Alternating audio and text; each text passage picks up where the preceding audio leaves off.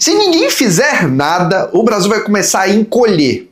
Não economicamente apenas, não culturalmente apenas, mas demograficamente.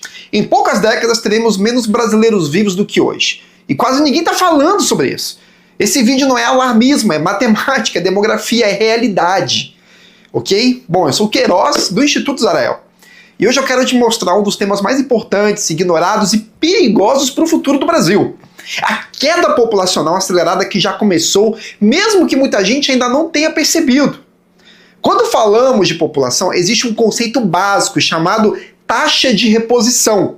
Para que uma população se mantenha estável, cada mulher precisa ter em média cerca de 2,1 filhos.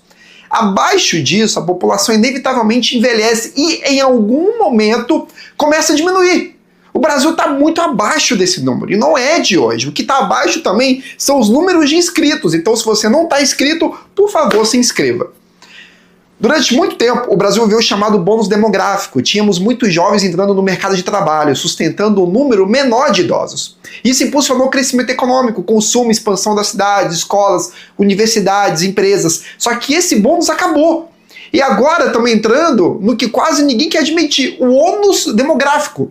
As projeções indicam que por volta da década de 2040, o número de mortes no Brasil vai ultrapassar o número de nascimentos.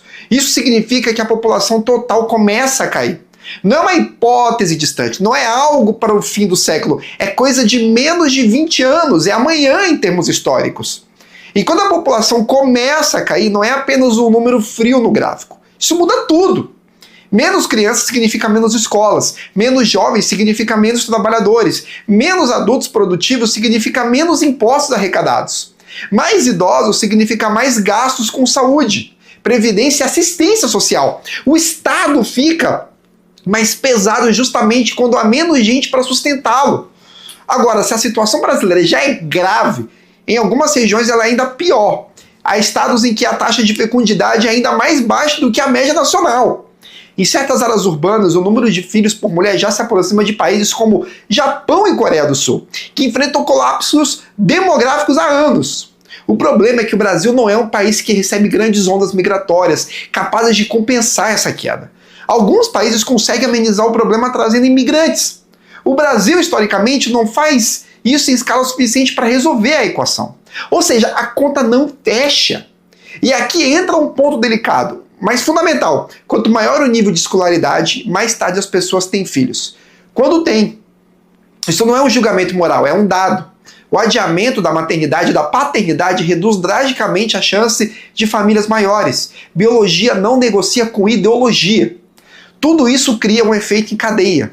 Menos pessoas produzem menos riqueza. Menos riqueza sustenta menos políticas públicas. Menos políticas públicas pressionam ainda mais as famílias. E com isso, ter filhos passa a parecer cada vez mais inviável. É um ciclo vicioso. O mais assustador é que isso não está no centro do debate político, não está nas universidades, não está nas campanhas eleitorais. Discute-se tudo, menos o fato de que estamos caminhando para um país mais velho, menor, mais estagnado e mais dependente. Outros países já vivem isso. O Japão é um exemplo claro. Cidades inteiras estão desaparecendo. Escolas fecham por falta de crianças, casas ficam vazias, o país encolhe em silêncio. E quando você conversa com japoneses, esse é um dos maiores medos deles. Aqui no Brasil, fingimos que o problema não existe. Falar de demografia é falar de civilização, é falar de futuro. Não existe nação forte sem gente. Não existe economia dinâmica sem famílias. Não existe continuidade cultural sem filhos. Isso não significa que o Estado deva mandar as pessoas terem filhos, mas significa que precisamos urgentemente criar uma cultura que valoriza a família, reduza o custo de criar filhos e pare de tratar a natalidade como um assunto irrelevante ou até inconveniente. Se nada mudar, o Brasil de 2100 será menor do que o Brasil de hoje. Menos vibrante, mais cansado, mais dependente. E esse futuro está sendo decidido agora, mesmo que em silêncio. Se esse tema te faz pensar, compartilhe esse vídeo. Esse debate precisa sair da bolha e chegar às pessoas certas. Se inscreva no canal, porque aqui a gente fala do que realmente importa para o futuro do Brasil. Nos vemos no próximo vídeo e se inscreva no canal.